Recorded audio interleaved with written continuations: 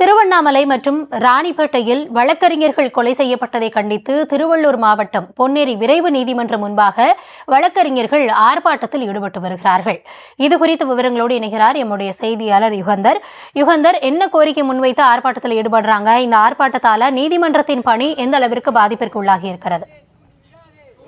நிச்சயமாக கௌதமி, திருவள்ளூர் மாவட்டம் பொன்னேரியில் வழக்கறிஞர்கள் 100க்கும் மேற்பட்டோர் சார்பு நீதிமன்றம் முன்பு ஆர்ப்பாட்டத்தில் ஈடுபட்டனர். ஆர்ப்பாட்டத்தின் நோக்கமானது சோழங்கரில் ஒருவர் சக வழக்கறிஞர் சுட்டுக் கொல்லப்பட்டதும், திருவண்ணாமலையில் ஒரு வழக்கறிஞர் சுட்டுக் கொல்லப்பட்டது கண்டித்து இன்று 100க்கும் மேற்பட்டோர் பொன்னேரி சங்க பொதுச் செயலாளர் ராஜா, மூத்த வழக்கறிஞர் உட்பட 100க்கும் மேற்பட்டோர் அங்கு ஆர்ப்பாட்டத்தில் ஈடுபட்டனர். அவர்களுடைய கோரிக்கையானது தமிழக வழக்கறிஞர்களுக்கு நீதியானது கிடைக்க வேண்டும், அவர்களுக்கு உரிய சட்டத்தை நிறைவேற்ற வேண்டும், அதன் பின்பு வழக்கறிஞர்களுக்கு பாதுகாப்பு கோரி கைகளில் துப்பாக்கி வேண்டும் என பல்வேறு கோரிக்கையின் அடிப்படைகளை வைத்து இன்று 100க்கும் மேற்பட்ட வழக்கறிஞர்கள் ஆர்ப்பாட்டத்தில் ஈடுபட்டனர்.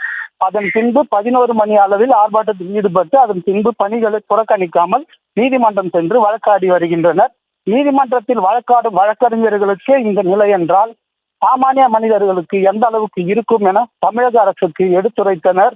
உடனடியாக பாதுகாப்பு சட்டத்தை வழக்கறிஞர்களுக்கு நிலைநாட்ட வேண்டும் என்று தமிழக அரசிடம் கோரிக்கை வைத்துள்ளது. விவரங்களுக்கு நன்றி யுகந்தர்.